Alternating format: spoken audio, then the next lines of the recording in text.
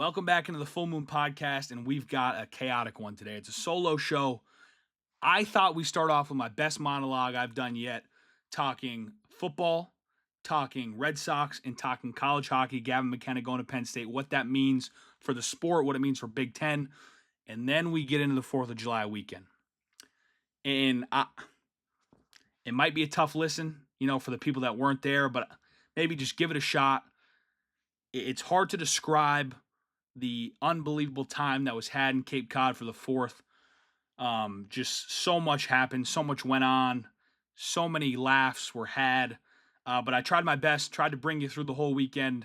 I got to hang with the 1%, man. Not the boring 1% either. Not like the wine and cheese, on a bay cocktail party.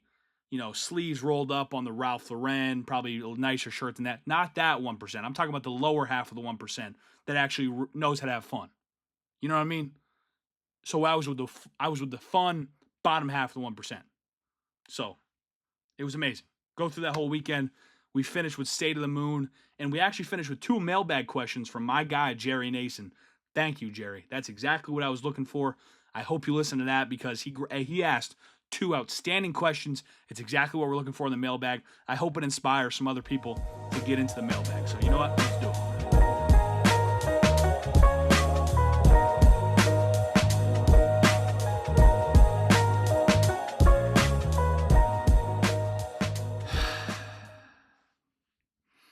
Welcome back in to the Full Moon Podcast. Recording this on Wednesday, July 9th at night. First off, man, I don't know about you guys. I'm a pussy when it comes to insects, bugs, little things like needles, bro, shit like that.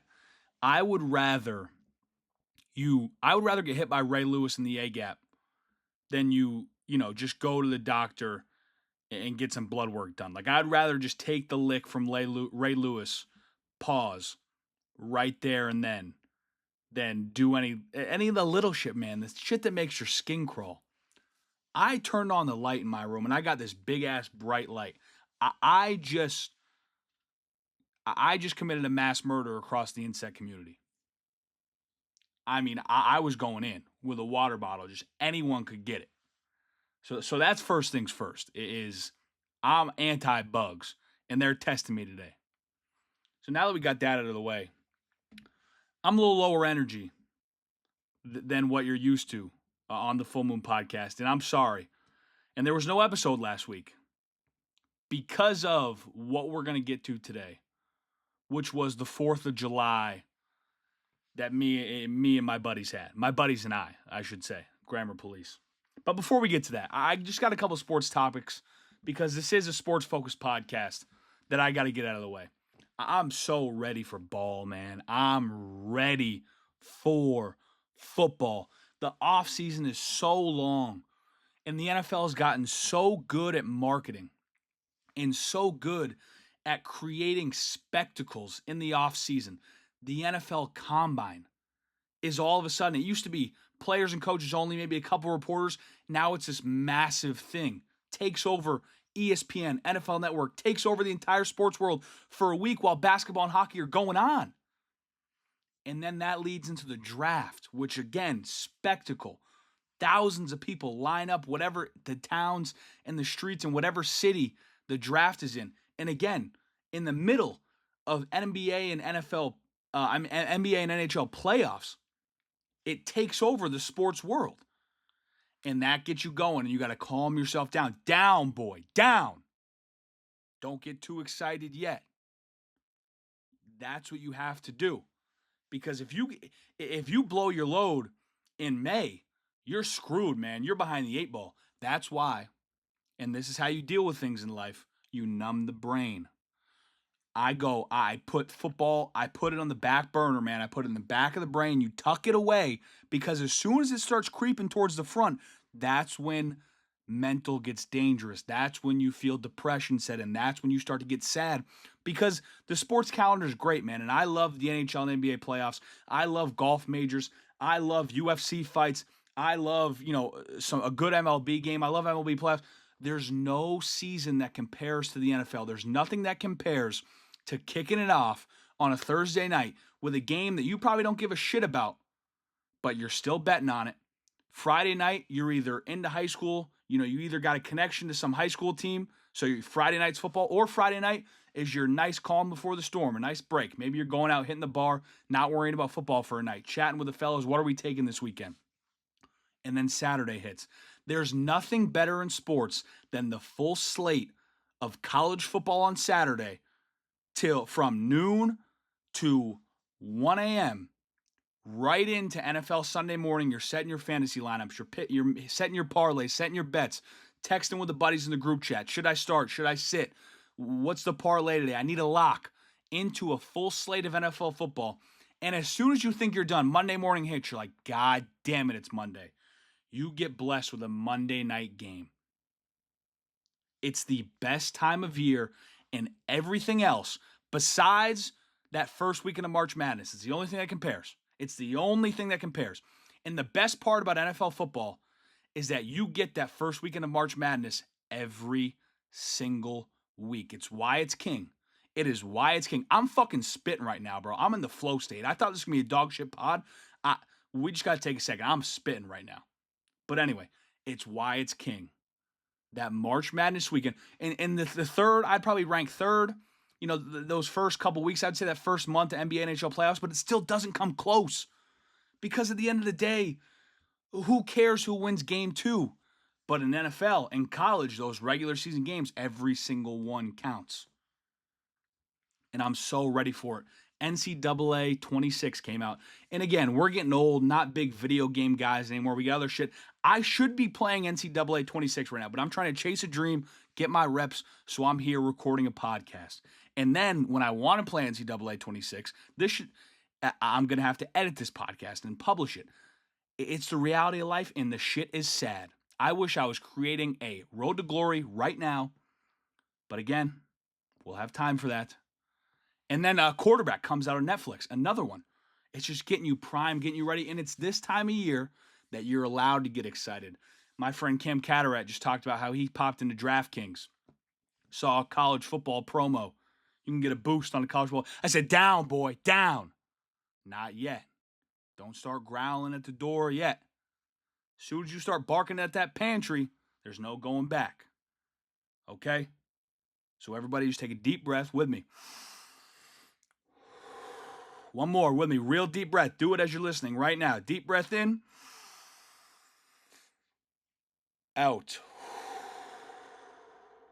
We're going to be okay. Because what they don't warn you about, man, is August is the worst month of the year. It's a month full of being blue-balled, man. That's what it is. You get training camp clips, then you get joint practices, and you get preseason games. You get excited about the preseason game, and then halfway through the preseason game, you realize the preseason game sucks. You know what I mean? It's a gradual build. We got a lot of time to go. Hold your horses. Hold your horses. Okay. Still on football. I'm going to completely disregard everything I just told you. Everything. This is about as hypocrite sports media as it gets. I can't wait for the New England Patriots season. Oh my. Dude, they're working out together. These offseason videos, the receivers are together. Besides that weirdo Mac Hollins is out in Australia lifting with bare feet, which I don't mind because that's him. Let him rock. Go let him do his weird shit as long as he's locked in. Walking in Gillette Stadium in December with bare feet. Psychopath. Let him do him. He produced last year with the Bills. He was comfortable doing his thing. Let him go be him. But everyone else is together. Drake May throwing with Hunter Henry. You see Pop Douglas over there. Diggs working out with Bourne. All the guys. All the fellas. Even Baker and Polk, who struggled last year, they're working out with the guys, man. I love it. I love it. This Patriots team, people are sleeping on them. Even with all the attention, all they're talking about is Drake May in the offense. They're forgetting about the defensive signings. Milton Williams.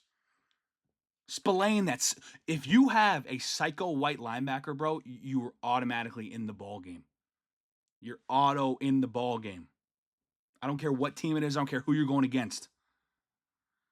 And then we got the secondary, PFF, which we're on PFF. PFF has them ranked fifth ranked secondary in the league, man. Again, down, boy. In, out. Okay. That's enough football. Talk baseball quick, then we're going to talk some college hockey, and then we're going to get into the fourth. And then State of the Moon, we're going to get out of here. Nice end of the week pod. But anyway, I explained that at the beginning of the episode. I don't know what I'm doing right now. Anyway, the Red Sox are on fire, but they're beating the shit out of the Nationals and the Rockies. It's good. It's good to be a Sox fan around. The energy's great. Team morale is great. Bregman's about to come back. Hopefully they can lock him down to an extension and can win some games. So the whole rumors about maybe shipping him off at the deadline just doesn't even have to happen. Keep the team as it is. Maybe even make a move. If they can beat the Rays, I'm officially back on the Sox. I'm not buying it. No matter how good this feels to beat up on the little guy, to have the starter sitting in the varsity game at halftime because you're up 56-0 after the first half, like Thornton Academy used to be on Chevrolet. You can't feel great about that because at the end of the day, it's Chevrolet you're playing.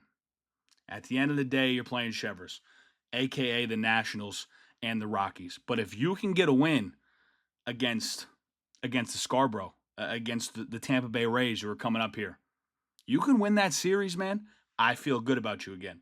And my buddy Noah Niles just pointed out, don't want the All-Star break to come. If you win that Rays series, the All-Star break is our worst enemy, slowing down momentum. But good mojo. And there's something about confidence, man. Even if you're beating up on the Chevroses of the world, something about that confidence, man. Just keep it rolling. Keep believing. Yoshida tonight. Everybody in the lineup got a hit tonight. Yoshida's back. Yoshida's a professional hitter, and he was forgotten about. Yeah, is he not athletic in the field? Okay. The guy can hit. Beautiful swing. He's got one of those swings that when you see a viral video of, you know what I mean, like a Japan classroom, and little kids are just working on their swing. They're supposed to be doing math assignments. They're just working on their swing. Supposed to be doing their science project, just working on their swing. Every little detail. Every little detail. He's got that type of swing that's just been perfected. So yeah, feeling good about the Sox. And then college hockey, we have to talk about Gavin McKenna because let's start over. What Gavin McKenna just did by committing to Penn State and deciding to play a year of college hockey, he changed everything. And I'm not necessarily talking about for just the sport of college hockey, but I'm talking about the landscape. I'm not sure that when the whole CHL thing happened, people took into consideration how much money and how little fuck the donors at these Big Ten schools give. When you have these guys who are willing to spend millions of dollars on sports like football and basketball, the money is endless. The money is not a problem. And then you tell them you can directly have an impact on a growing sport, which is college hockey, by shelling some money over there. Signing Gavin McKenna for what's rumored to be $700K is no problem. And as a Hockey East guy, I'm nervous about it because these Big Ten teams in this new landscape of college hockey are going to be dangerous. It's going to be a problem. They're going to take over here soon. And these hockey schools, man, they're great programs. They're always going to have the history. They're always going to be in the fight. Don't get me wrong. They're always going to be in the fight. But for that high-end talent, and there's something to be said, the high-end talent doesn't necessarily really win in college hockey. Let's also get that on the record. But again, the high-end talent is going to go to these Big Ten teams because they just have money. They have FU money. It's just reality. All that money you see, as soon as you go tell a donor from football, hey, you know how much, do you know how much money $500K for, a solid starter in football compared to $500K for one of the best players in the nation for hockey? You go tell a donor that's easy. That's an easy 500. Oh, you need 500 for the number 5 recruit in the country? Go ahead. Here you go. Have it. Let's go win some hockey games. I want to be going to, wherever they play the Frozen Four in April. That's the type of money they got. They don't care. They just want to win. They want to win. They want to be relevant, and they want their teams to be relevant, their universities to be relevant, and they want to be able to tell all the old boys back at the golf club, yeah, that's my bread. We're winning because of me. That's what they want. And that's what they get when you have FU money. So that's why, in my opinion, the Gavin McKenna news is just so big, because it's awakening the Big Ten and the donors. And it's going to change college hockey. And it's also great. I mean, it's growing the sport. Again, I know we're talking about the Big Ten and money here, but the eyes that are going to be on college hockey, every single Gavin McKenna game that's on ESPN Plus is going to have crazy ratings. It's going to be great. It's going to be great for the sport. Eyeballs are going to be on it. College hockey over the past couple of years has been skyrocketing, and it's amazing to see, because it really is an underrated sport in terms of college, and I love it. I mean, hockey is just doing this. Hockey's on the up and up, and couldn't be happier. Okay, man, let's get into this 4th of July. I had the pleasure, I had the honor, I had the fortune, whatever. I had the fill in the blank of rolling with the 1% this weekend, bro. It's just the reality. I had no business being where I was at. And there's no other way to describe this past weekend other than execution. There was a plan, multiple plans in place, 4 days worth of plans, and it was executed at an extremely high level by regulators. And I mean, it's hard to describe. Like, people are asking how the 4th, like, oh, it looked crazy. It was nuts, bro. It was like it. And it's because of the people. Like, it's obviously the people. These people are on go. It's the people that make the activities, you know what I mean? And we had a cast of characters. Like, if we hired a professional camera crew to follow this crew around, and I know I sound like every other D-bag right now, man. Like, everyone, oh, dude, our crew's the best. We do it right, man. You know, no one has more fun than us. I understand. But I'm just saying, if we hired a camera crew to follow us around for the weekend and like made it a little documentary with maybe some break off interviews, just the characters we had, like guys you don't even think are real people, like it's insane. And so we'll start with the arrival on Wednesday. You get there on Wednesday, get to the house. We go to this bar called Chapin's, right there in Dennis. And it was supposed to be the opening ceremony, the welcome party. Excuse me. And we slipped into one. And it was the biggest mistake we could have made throughout the entire weekend. Was on night 0, you slip into one, you get everyone knows what I'm talking about.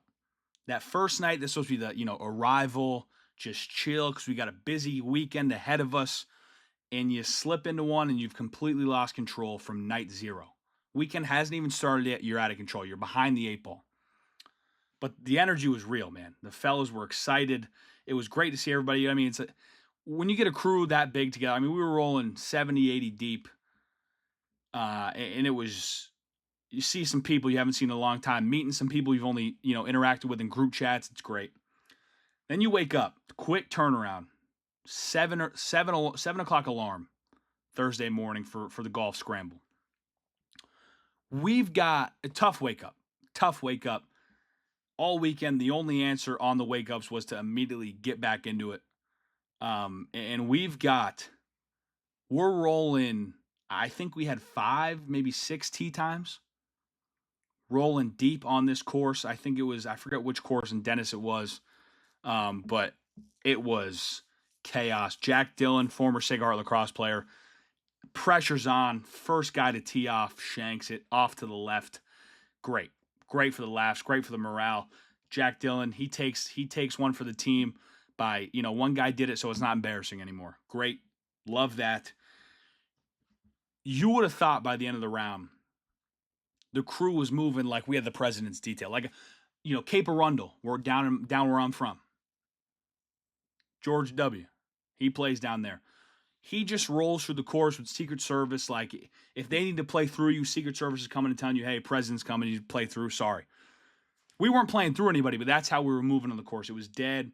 It was July 3rd. Like, no one was really out there for the most part in the morning. We had that big tee time block, and we were just rolling deep. Not doing anything egregious. We still had great course etiquette. But we were having a good time. We were rolling. The drinks were flowing. Awful golf being played. Awful. I mean, I think the winning score on 18 holes in a 4-man scramble, I think the winning score was like -5. Dog shit golf. But great times. And then you roll that, you get back. Then you got straight into sausage and peppers. And the thing I have to try to describe to you on the pod is we're staying at just this fairy tale land house that one of my buddies somehow gets to call home. I mean, he's a scumbag. Fuck that guy, because it's unbelievable. It's fairy tale land. Right on the water in Dennis. Nice backyard. Beautiful, beautiful upper deck. Beautiful patio. Got the Blackstone around the corner. Beautiful. The barracks in the basement, like queen size bunk beds. This guy, it was made. It was made for a weekend like this, and God bless his parents. They treated us unbelievable. The whole parent group, the whole weekend. I mean, again, it's so hard to describe. Like, I'm doing an awful job, and this is a podcast. I'm supposed to describe things for a living, and I'm selling, but it's almost impossible to describe. But anyway, we go into night one. Yellow school bus is taking us to and from everywhere we need to go the whole weekend. We get on the yellow school bus. I'm dripping, by the way. Got the shades on, the blue polo long sleeve, Ralph Lauren on the chest. We bus over. Nice little, almost like a cocktail party, introductions, because there's a whole crew over at this other house. And then we go down to the beach. Our buddy, Kyle Holler, God bless him, proposes, scrapes the knee. We're so happy for him. One of the best dudes you'll ever meet, man. Just fiance, unbelievable, incredibly nice, incredibly gracious, so much fun. It was a great moment. We're following up. We have a truckload of fireworks we're about to launch off. Just saw our good friend Kyle. A lot of these guys, day one, get engaged. It was beautiful. And then Sharknado hits out of nowhere. I don't know if anyone was in Cape Cod on Thursday night. But out of nowhere, the wind picks up. The waves start ripping. It's going sideways. The last firework we shot off legit went up, then went sideways, and we thought we almost set something on fire. I don't want to incriminate myself, but it was crazy. It starts raining. We're like, holy shit, are we in a horror movie? It felt like we were in Twister on Ground Zero at the end in that scene where the Twister's just ripping through the village, and we're just out there in the open. Got to shelter. Didn't ruin the engagement party. The weather quickly passed. We had this one-man band come, and it was, we had it. You know what I mean? Coolers ripping. Coolers were empty by the end of the night. Everybody, Kyle and Sandrine, congratulations. It was amazing. So that's night one, and we're screwed. I mean, whatever sheets to the wind, whatever the expression is, we get home on the yellow school bus, ripping Kyle's dad's 150-year-old recipe on the meatballs and the sauce. I don't know what was going on. Meatballs, sausage. There were hard-boiled eggs in the sauce. I'm not quite sure what that was. It was surprisingly good. But I've never heard of that before, never seen it before. I was very skeptical. It was good, but I was confused. Anyway, I had the pleasure of staying at my boy Finney's house. Shout out Finney. Actually the fucking man. Finney's the man. God, this is so hard to describe without sounding like a D-bag. I had the pleasure of staying with the goons at Finney's. Just characters. Like you couldn't even create these guys if we sat there with a storyboard for a week trying to create people. I can't even, dude, I can't describe. You'd have to meet them to realize how dumb and funny and just overall, like, just clowns they are in a great way. You know what I mean? Just comedy. So I think that's something that can't be lost along this weekend was the vortexes. It was either drink and party or we're in the vortex, in the debrief. And I think that's what made it so special was that quality time in the debriefs, joking around, the laughs, man. I couldn't laugh anymore by the end of the weekend. It was nuts. So we wake up, another quick turnaround. Yellow school bus picks us up to go to the Beachcomber. Beachcomber, I think it's in Wellfleet, I think Mass, right on the edge of Cape Cod, right on the top right. Beautiful spot. And 4th of July now, America's Day. Happy birthday, America. We're coming to enjoy our time on the beach with thousands of other people who are just minding their own business. And here come this yellow school bus full of assholes who are rolling 65 deep. The bus was supposed to sit 50. All of a sudden, these people just start showing up from the night before. And we're like, how did they even know a bus was coming? And we rolled it. Driver was cool. We had people 3 to a seat standing up. I think it's, I don't know the Cape Cod rules. I'm not going to incriminate myself any further. But we're rolling deep. And we get off this bus, walk down the hill. If anyone's never been to the Beachcomber, there's this massive sand hill, steep, down to the beach. We roll like a football team on a Friday night getting off at your rival's town. We're there and we're not there to mess around. We're coming for everything they said we couldn't have. So we go post up by the volleyball courts and just start running show. I mean, people are sitting around just trying to enjoy their beach day. Once you get Sokol on the mic and he's had some drinks in him, there's nothing you can really say to him. There's nothing you can do. Just picture this right now. 75 people standing around a beach. Not enough people brought chairs. I don't know what they were thinking. Standing around a beach, legitimately just having a party on the beach. You look to your left, people are trying to enjoy their beach day. You look to your right, people are trying to enjoy their beach day. And then you look back in front of you and there's legitimately just a darty in front of you. Extremely ignorant. I mean, I'm not saying I'm proud of it. It was cool. It was a sight to see, just like providing music for the entire beach. I'm pretty sure everyone hated us. It was a takeover. It was a takeover. In the line, we went up to try to get into the Beachcomber. The line is crazy. I mean, we had guys standing in line for an hour, didn't move an inch.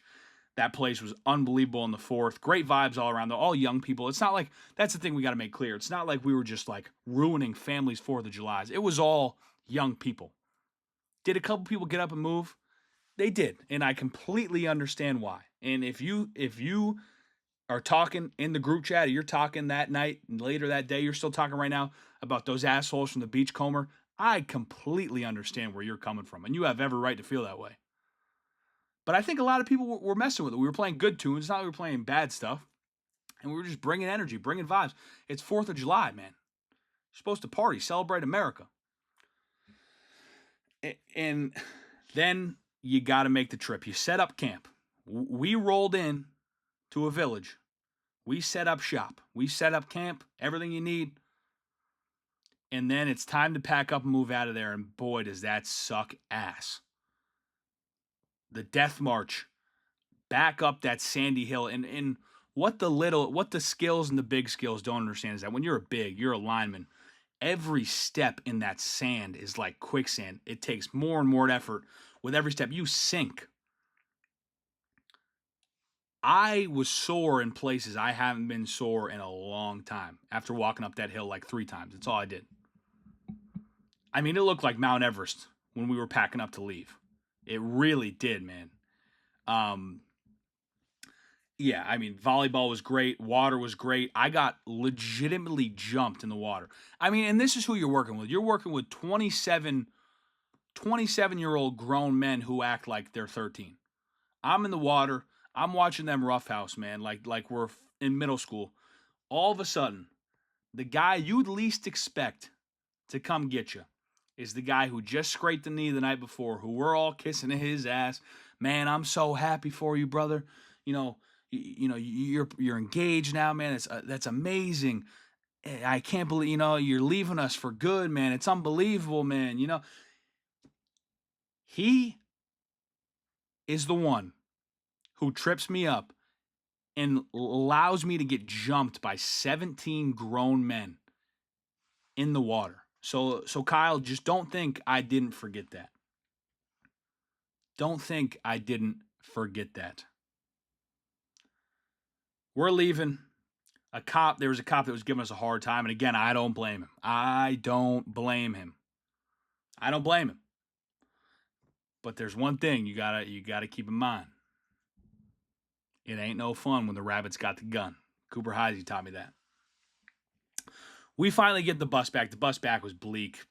People drunk, people tired. It was like an hour back on a yellow school bus. But we get back. And the parents, man, 20 jumbo pizzas ready for consumption. I probably had 15 slices of that square pie, and it was a good pie. It was a pie that knew what it was. It wasn't trying to be something it's not. That's one thing I hate, is a pie that's trying to be like authentic, trying to be good, trying to be critically acclaimed. Man, at some point, you just got to recognize when you're selling a jumbo pizza, that's what makes this place so great. I forgot what it's called. No free ads. When you're selling a jumbo pizza, it's just dough, sauce, and cheese, and they knew exactly that, and it was unbelievable. And now we got to talk about a couple things. There's some storylines that I would love to really dig into, but I don't know how good of a podcast it would be because, you got to know the characters. But I can describe this one character to you. We call him Seaport Crypto Harry. You can call him Seaport Harry. That's the one I like. You can call him Crypto Harry. Seaport Harry's in with some bad people, man. Seaport Harry is in with some bad people. It's the 4th of July. Everybody, the majority of corporate America has the day off. Seaport Harry opened his laptop 3 times on the 4th of July to check his numbers. Seaport Harry sells oil and gas. I'm not convinced Seaport Harry wasn't checking in to make sure the wire went through to those Russian oligarchs. Maybe he's doing business with the Prime Minister of Iran. He's in with some bad people, man. Seaport Harry. He was checking that laptop on the 4th of July. I'm like, Harry, what are you doing? Yeah, I got to check my numbers from yesterday. Harry, what are you talking? It's the 4th of July. Nah, man, I just got to check it. Okay. And don't get me wrong. I met Seaport Harry for the first time this weekend. Great dude. Great dude. Unbelievable guy. Addicted to the grind because it's contagious. Who said that in that Hard Knocks? I think it was Juice Landry. It's contagious, man. That shit is contagious. It's contagious, man. So, yeah, I mean, then you try to recoup from the beachcomber. And then it's, again, after pizza, gather yourself, quick turnaround, straight into a backyard party where this unbelievable 3-man band with this dude who could play Freebird on the electric guitar behind his head. They're coming in, and the morale was low. And I know I was on that trip for one reason, to bring juice, to bring morale. This is how you win championships, when every single player owns their role. That's the only way to win championships. Everybody can't be LeBron.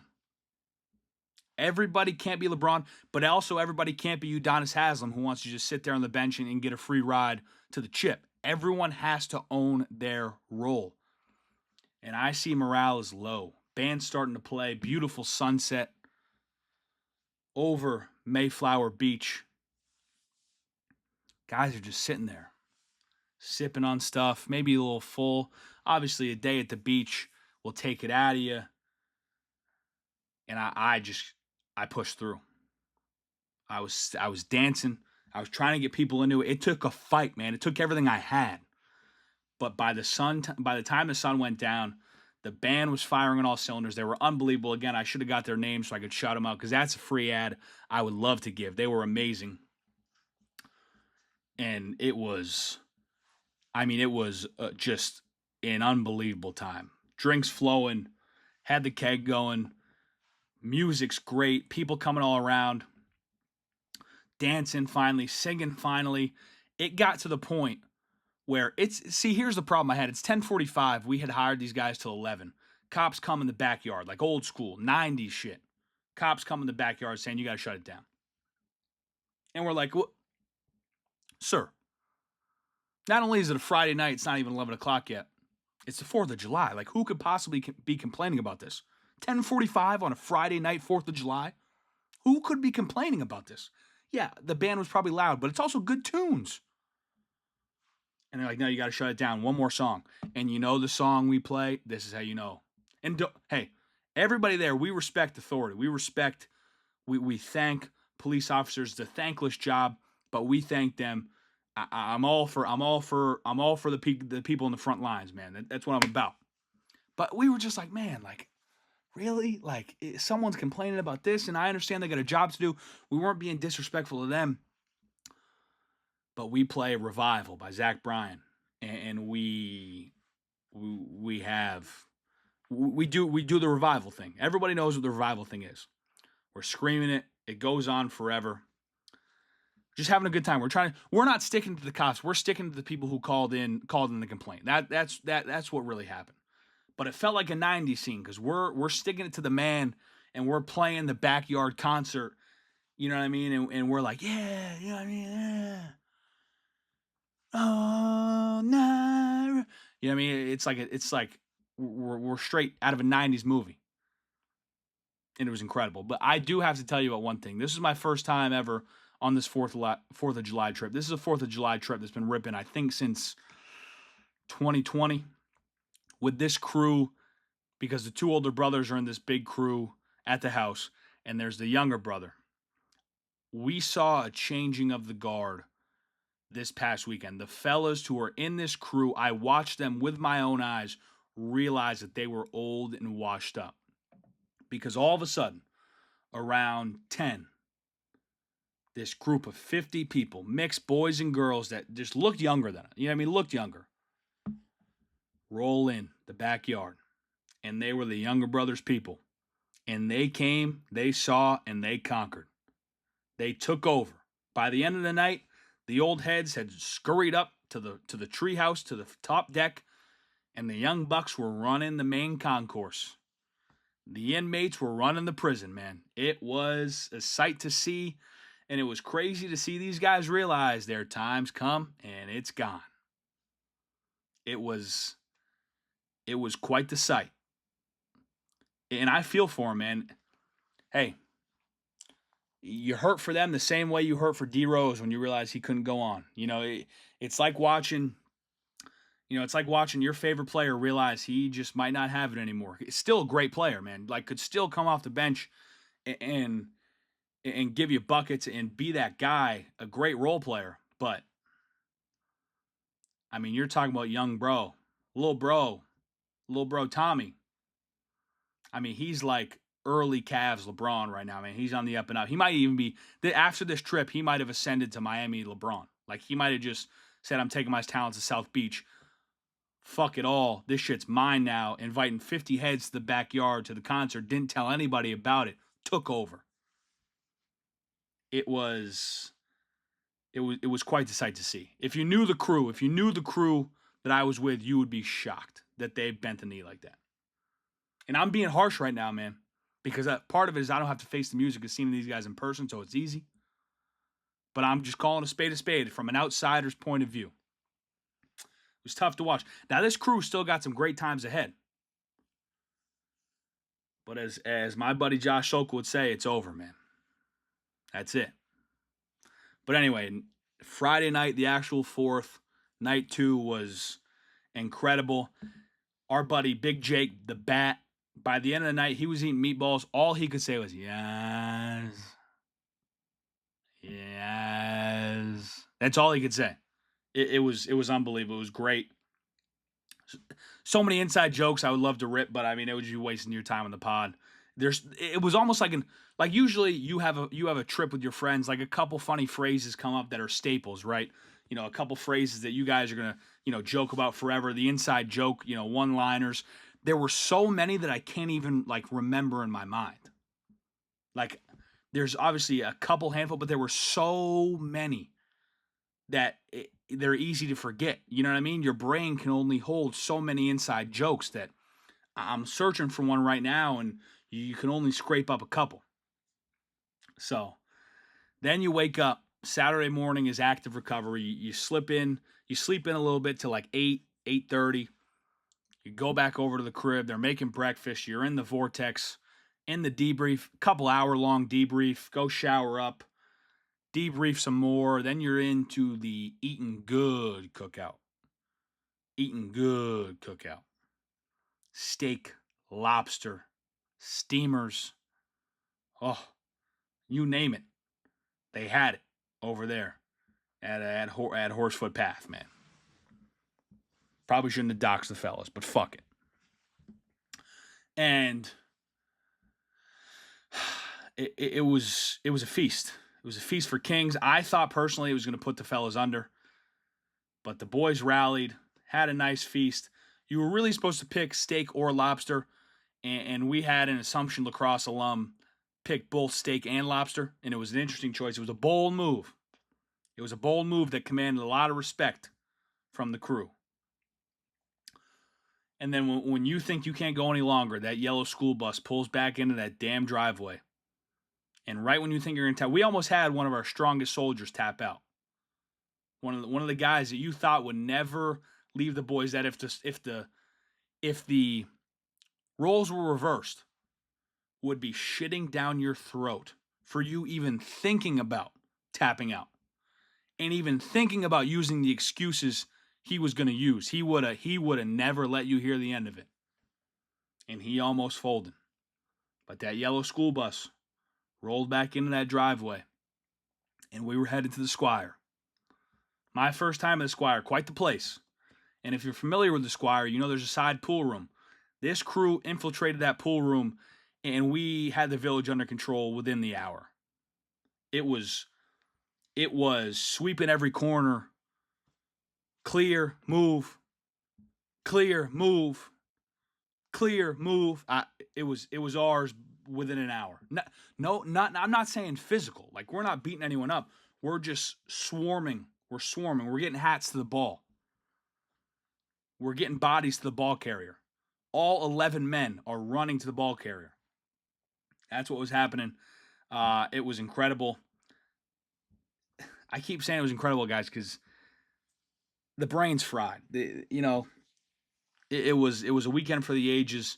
You can only remember so much when you're, indulging in grown-up activities. And then you leave the Squire, and it's the final send-off in the yellow bus.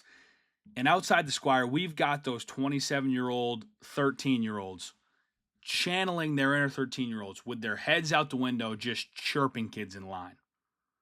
Like, you thought this looked like an elementary school in June. School's about to get out. Guys are excited. Guys are having a great time. All these little kids got their head out the window screaming at their buddies who are still waiting for their bus. Because you knew that feeling. When all your boys that had the cool bus, you had a couple buddies in a neighborhood that you didn't live in, and they get to go on their bus, and their bus is there first, so you see them all get on. You're like, damn. And then they got their head out the window chirping you because you got nobody on your bus, and you're still waiting in line, waiting for your bus to pull up. That's what it was. It was 27-year-old grown men chirping probably, 21, 22-year-old kids who were just looking to have a good time in Chatham.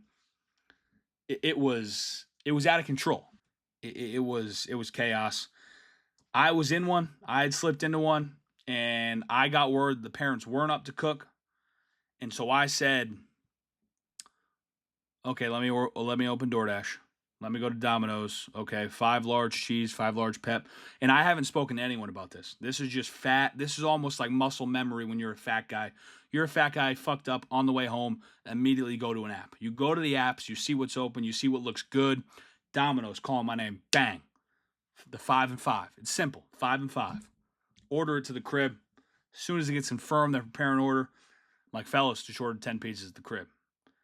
I forget that really no one else was there besides Sokol was my size. So people are like, dude, what? Like, people are shocked. People are shocked I ordered that much food to the crib. It's like, we're feeding, like, at that point in the trip, it was like 40 people. Maybe not 40, maybe like 30 people. I mean, 2 slices to a person. I'm thinking I at least want half a pie at the very least. I'm thinking for myself as well. And that's just how fat guys roll. And you could tell that they weren't used to rolling with a fat guy. So that's how I did it, regulated. But then we get home, and Kyle's mom had been up cooking burgers and dogs. And I got embarrassed because I just ordered 10 pieces of the crib under the assumption, and I got confirmation that the parents weren't up. And now I look like a fool because mom was up cooking burgers and dogs, and here I roll in like an asshole with 10 pizzas trying to steal the show. But I knew my squad had my back. I think my official count was 2 burgers, a dog, and I'm not kidding, probably 7 slices of pizza. It was out of control. Pizza was almost gone by the end of it. Majority of burgers and dogs. It was a tall task, but we got it done, and it was incredible. Then you wake up Sunday morning not knowing where you are, just feeling all types of shitty. You say goodbye, you clean up, you pack the cars, you try to get out of there in a timely manner, bang, you hit the traffic. And keep in mind, Sokol's truck had 0 air conditioning. We're sitting there, windows down, 85-degree heat, stuck in that Cape Cod 2-lane goddamn traffic with no AC and nowhere to go. It was a fight, man. It was a battle, and it was worth it. But that 3 hours, no AC, we pull over to a McDonald's, and I got the best photo of Josh Sokol just looking defeated. You ever seen that photo of the young guy who goes off to war with a smile on his face and then comes back and he's just seen hell? That's what we look like. From arriving on Wednesday night, driving into the Cape, these goddamn bugs everywhere, man. Driving into the Cape to leaving, chaos, crazy, night and day. And it hurt. It hurt bad, but it was worth it. I went, stopped in Southie, the JP Licks penthouse, showered up, got some JP Licks, as I should, milkshake, cookies and cream, went up to Ron's apartment, enjoyed the view, went home, and that was that. It was a time. It was great. Honestly, if you weren't there and you're still listening to this, God bless, because I feel like I did a bad job describing it, but it was just the 4th of July for the ages. Thank you to the guys for letting me roll with. Love celebrating America, love having a good time. That's me. State of the Moon is, I'm making grown man decisions. I should be playing college football 26 right now. But I'm recording this podcast, and I am going to edit it after, post it, and likely have to go to bed because work tomorrow, covering the main am. Hey, this is 25. I turned 25 on Monday. This is 25, man. Grown man decisions. Can't be playing college football 26 all night. Just can't. Got other shit to do. That's 25. It's over. It's over. That's that. Trying to think, man, is there anything else? There's so much I didn't cover for the weekend, but again, I'm not sure how good of a podcast it would make. I would love to get the guys together who were on that trip, maybe for just like a private pod just for the fellas to chop it up and maybe do some interviews about the weekend. Just to entertain us, because I think everyone can relate to this, that the come down from a weekend like that, the just chasing that next high, man. That's it. Just chasing that next high. That's what it is. You have a weekend like that, and the feelings of it, the emotion of it, the happiness, the pure, euphoric joy, childlike joy that you get from a weekend like that with your friends, man. The come down is worse than the majority of drugs you could even imagine. Now, I've never done a trip like that on the type of hard drugs where the come downs are crazy, so maybe that's worse. I have no experience in that, so if you have, maybe shoot me a DM. Speaking of DMs. But anyway, the come down is brutal. The guys are hurting right now. We're just chasing that. We're trying to get the next thing on the books. We're trying to plan that next event. We're trying to relive every moment. Everyone is sending memes, sending pictures from the weekend, just trying to even just get a little buzz. Just a little buzz off what's left of that weekend high. Just chasing that next high, man. But we actually have some mailbags, courtesy of Jerry Nason. Big Jerry. Sent a couple. What is it going to take for the Red Sox fan base to get back on the side of ownership? Who do they have to go out and get? And then his second question, does Jordan Hudson really love Bill Belichick? I think she loves the persona of Bill Belichick. If she saw Bill Belichick at a coffee shop and didn't know who he was, she's not paying him any mind. She's in love with the aura. She's in love with the status, the stature, the Hall of Fame, greatest to ever do it, Bill Belichick, the power, the money. That's what she's in love with, man, and never forget that. As for the Sox question, the Sox ownership has created such bad blood with this fan base, it's going to take a lot. This offseason, they made strides. The Devers trade, it all goes back to Mookie Betts. You have to either win a championship by going out and signing people and not being cheap and winning, or you just got to keep throwing bags at people. And I don't think they're willing to do that. So I'm not quite sure that the Sox are ever going to feel good about their ownership unless a move they make pays off with either a championship or a real deep playoff run, a real good go at it. And even then, I'm not sure they're going to give credit, because that Mookie trade, just refusing to pay a hometown guy, one of the best players in the league, an MVP, is almost unforgivable. You know, it's almost a burn. It is burning a bridge. It is burning a bridge. They burn a bridge with the fan base by making that move and saying, you know what, we're not going to spend the money on a generational talent. We're just not going to do it.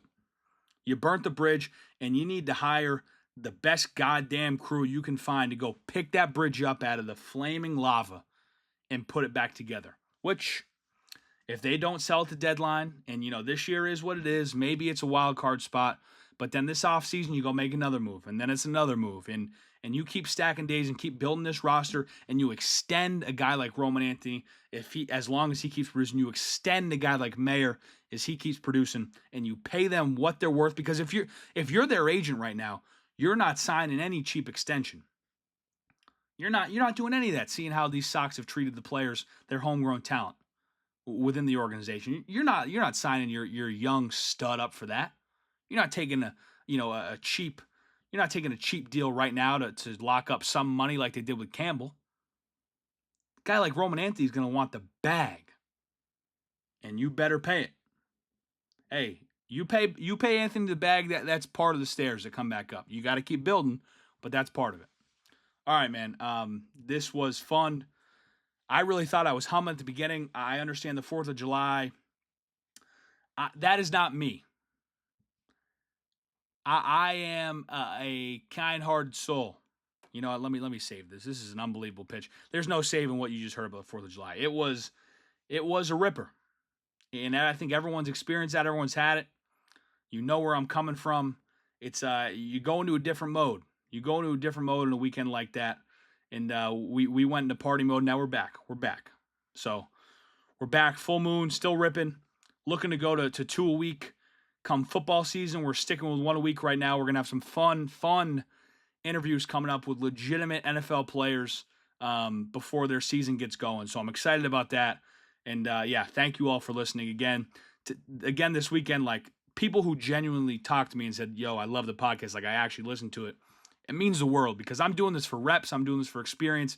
I'm doing this to learn the back end of podcasting and what it takes, and just kind of it's an exercise. And to know that people actually enjoy it and are listening to it means the world. So if you're listening right now, you're one of those people, and I love you and I appreciate you, and I seriously mean that from the bottom of my heart. It means the world, because putting yourself out there is not easy, and it's a weird thing. I've gotten used to it, as I've kind of always put myself out there my whole life, but it means a lot when you're doing something like this for an exercise, and someone comes up to you and says, I actually really enjoy it. So thank you, love you, and we'll see you next time.